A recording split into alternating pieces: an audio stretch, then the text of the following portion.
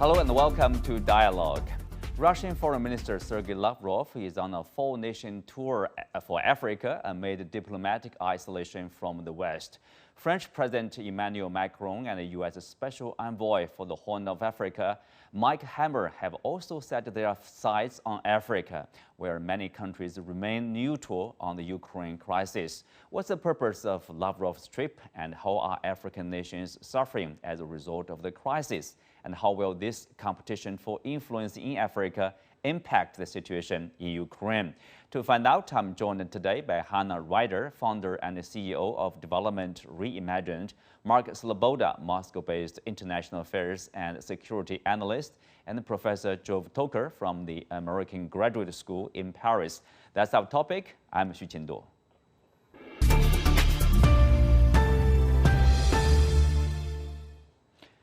Welcome to the show.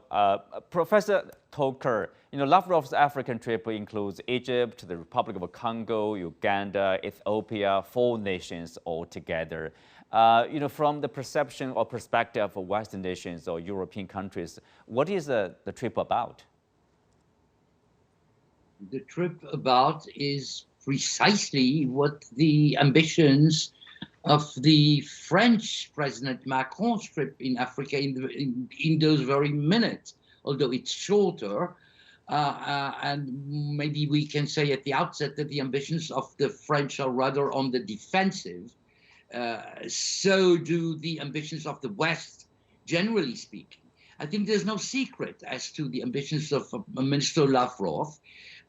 He wants to expose Russian diplomatic global efforts, being highly attentive to the direction of African countries. He wants to combine the meaning of the agreement signed in Istanbul a few days ago, which hopefully will solve or at least ease on the hunger danger and alimentation perspectives about which African countries are on the front line, and by the same means, of course, mobilize the support, the diplomatic support of African countries to the side of Russia in the war taking place in Ukraine. There were already early signs of rather strong, relatively strong African support to the Russian positions when we take all the continents, even as early as March, when the UN voted on a proposition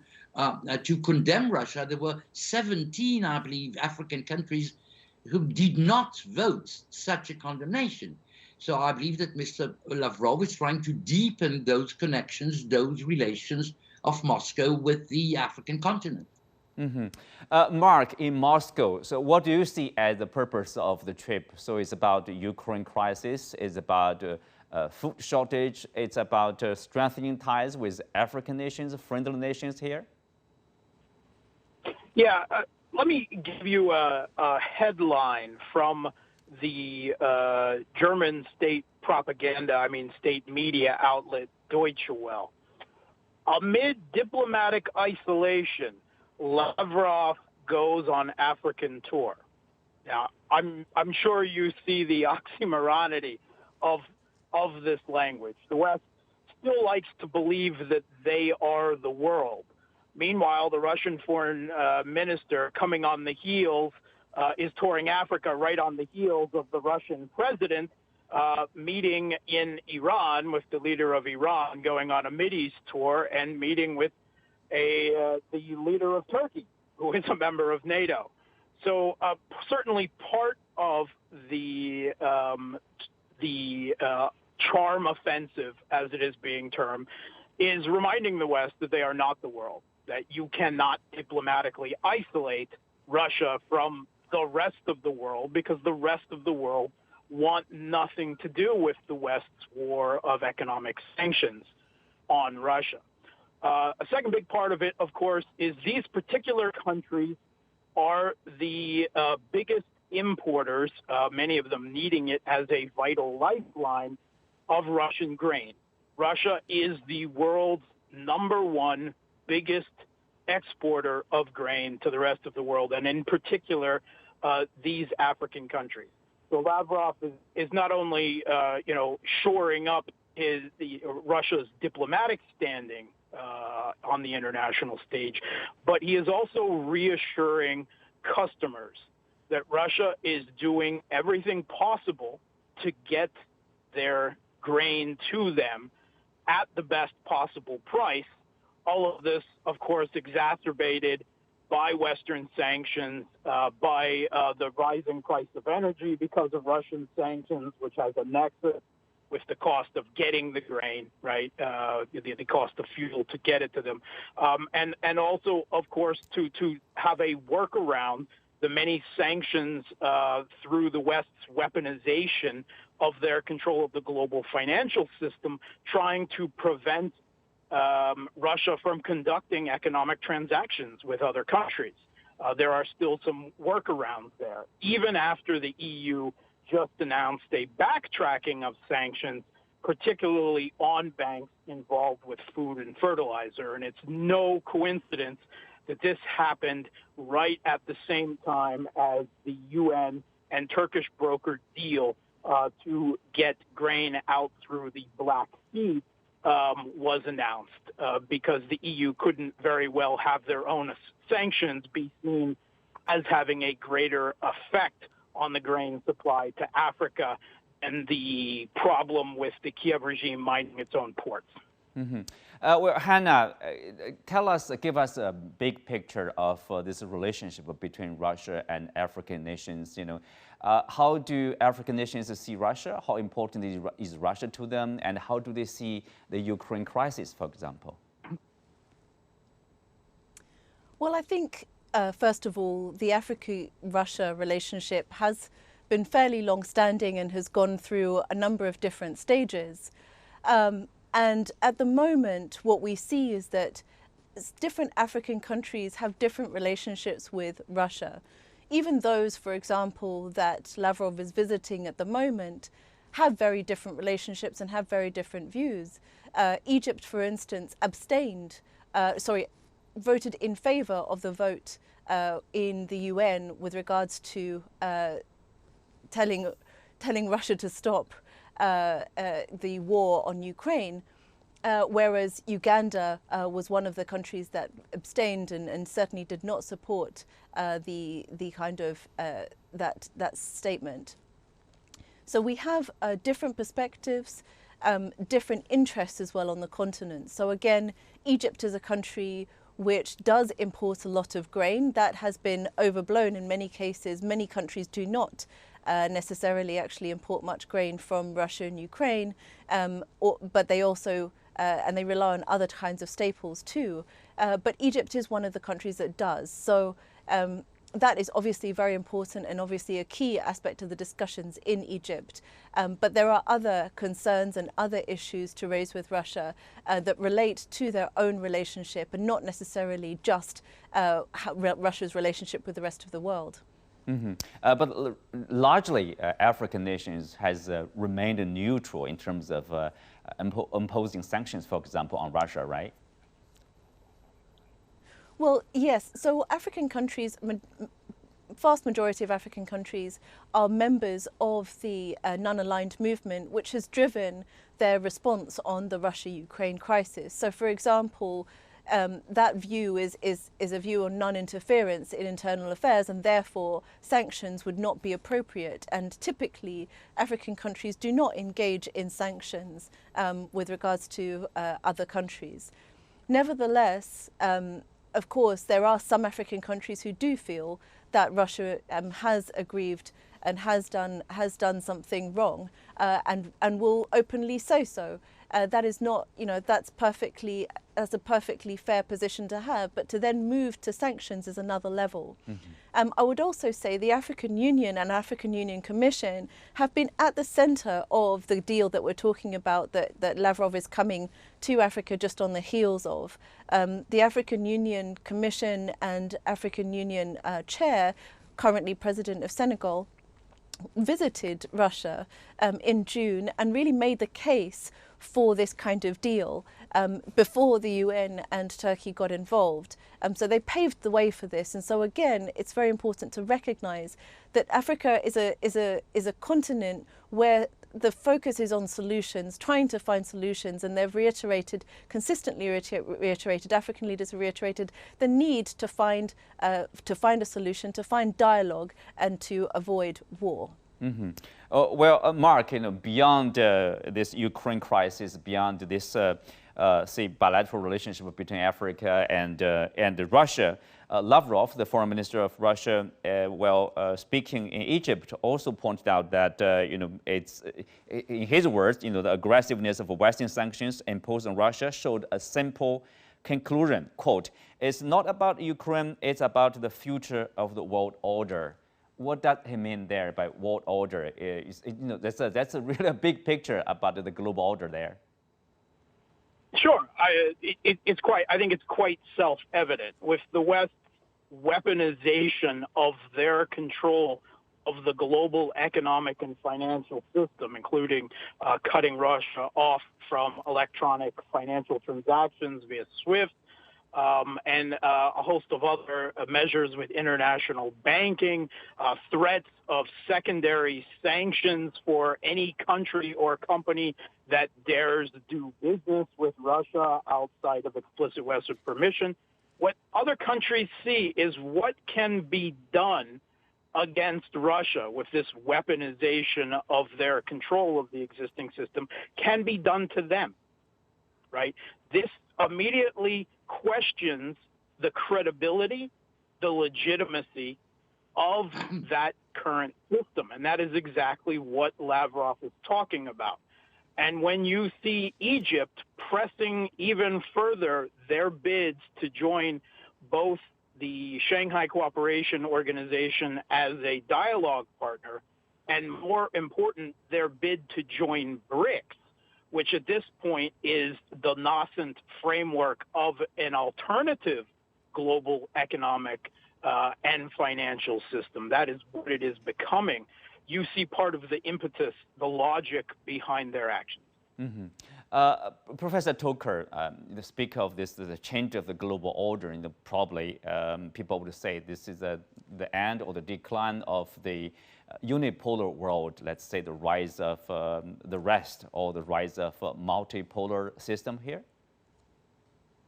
Well, I for once would rather agree with the overall appreciation of Minister Lavrov naming what is happening on a large scale as indeed a situation, a combination of facts and energies and dynamics which have world order in a serious way at stake. I think that this is rather right. I would add, obviously, that the perspective of Minister Lavrov is, of course, very different from what Western voices may associate as global world order and the situation right now. We have some illustration of that in earlier moments of our discussion today. I mean, the problem regarding world order right now are not the sanctions of Western powers against Russia. The problem which had destabilized the entire world is actually a military, intentioned, well-planned Russian aggression of a sovereign country, Ukraine, on the background of denying the sovereign countries its very existence. So this is where it all started. You can keep saying again and again that the West is actually aggressing Russia. You can say that weaponizing Ukraine through Western support is actually aggravating the situation. But we have to be intellectually honest and to keep this integrity. Where all started is indeed the war, the non-declared war coming from Russia towards Ukraine. And I'll add one more element in the specific African context, which we haven't mentioned yet in the conversation, which is the Russian military involvement in Africa. Actually, it's a hybrid sort of involvement. Some of it is official.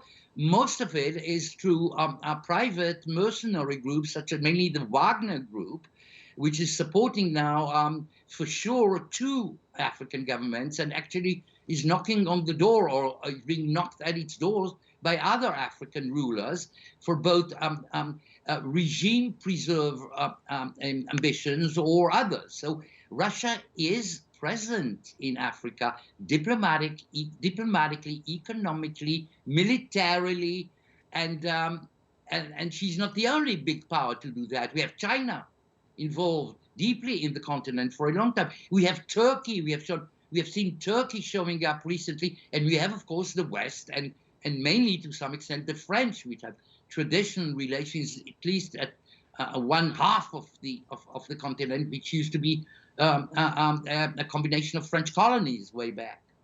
Well, that's right. You know, there are growing ties between African nations and other, say, players from other regions, like, you know, traditional relationship, and also growing ties with, you know, Turkey, India, for example, Japan, China, etc. But then, you know, when it comes to this Ukraine crisis, you know, Russia and the West, Russia and Ukraine, Hannah, you know, Uganda President Museveni said that during a joint conference that, you know, his country refuses to fight, quote, other people's enemies. So what's your take of, you know, basically at least this country's refusal to side with the West in isolating Russia? You know, some people would say, you know, why they remain neutral? Because people see what happened during the Iraq war, the invasion by the United States without the UN authorization. Possible, a similar situation in Ukraine. And then people would say at that time, you know, what's the sanctions against the U.S.? What's isolation against the U.S.?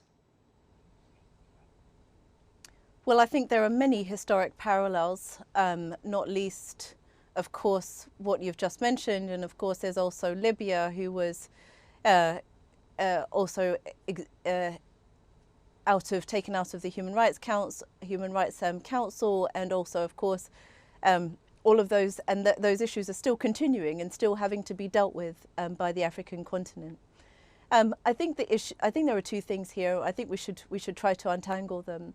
One is obviously there is a considerable lack of inconsistency from the international community, including expressed at the UN in terms of the response to Russia versus other Security Council members.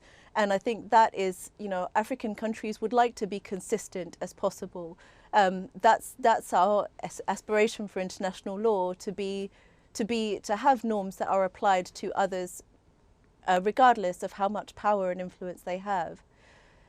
Second of all, I think if we're talking about what Museveni said, you know, he talks about not having to choose.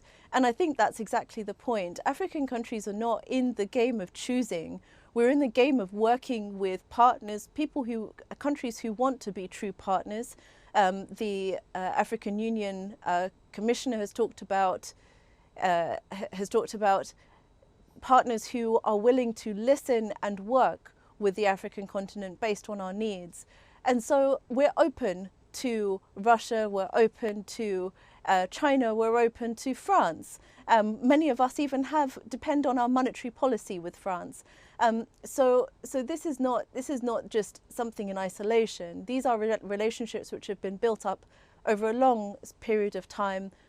Each have their pros and cons, and we have to weigh them up for ourselves in terms of what they're delivering. And I think that's the point that Museveni is trying to put forward, that we have a lot to work on ourselves as African nation. We still have considerable conflicts on the continent. We have to deal with climate change. We have a lot more growth to deliver, a lot more development. We're still even dealing with the COVID-19 crisis, since we don't have enough vaccines. Those have to be our priorities, but we will work with the international community. We'll work through the UN as the major body for international relations to try to find solutions to the crisis. And those solutions, as I mentioned earlier, can be found within the African continent. We have ideas for solutions. We've dealt with conflict. We've come out of it, and we can offer solutions and suggestions for how that can be best done, both to Russia and Ukraine equally. Mm-hmm. Well, Mark, obviously, one part of the Lavrov's trip to African nations is to show that this country is not isolated, as described by Western countries. There's a report that the U.S. requested the countries not to have photos with Lavrov in case Russia will use that to show, as evidence against this alleged isolation. So in that sense, Russia has, let's say, they do have friends in African nations over there. And of course, they have the traditional ties, for example, their support for the anti-colonial efforts at the African nations, and also Russia reaffirmed their support for the UN reform to increase the voice of African nations. Yeah, I mean, you bring up a really interesting, salient detail of this. During Lavrov's recent discussion with the Arab League, he brought up the fact that the West ordered the Arab countries not to participate in photo ops with the Russian foreign minister, and the room erupted in laughter. There's a great deal of talk about sovereignty coming out of our Western partners, right?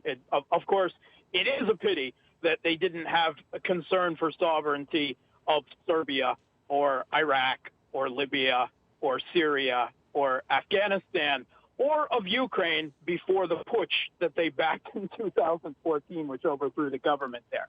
But the Arab countries also have their sovereignty, and they do not like to be ordered not to do photo ops with other countries by the West.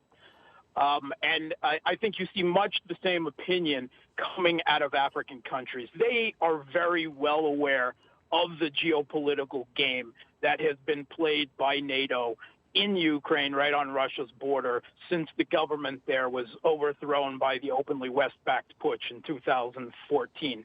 That they are well familiar of this from the West's own colonial games that they are still trying to escape out from within the African continent. You have to remember that the Pentagon has a division, AFRICOM, for its enormous military presence in Africa, right? Like it's a part of the world that the U.S. militarily governs. And when you see Russian countries leaping to kick old colonial powers out and invite in Russian security contractors, it's part of a goal to escape out from under that still very relevant colonial legacy. It wasn't Russia who started the international use of security contractors, but once the cat is out of the bag, everyone is going to get involved in it.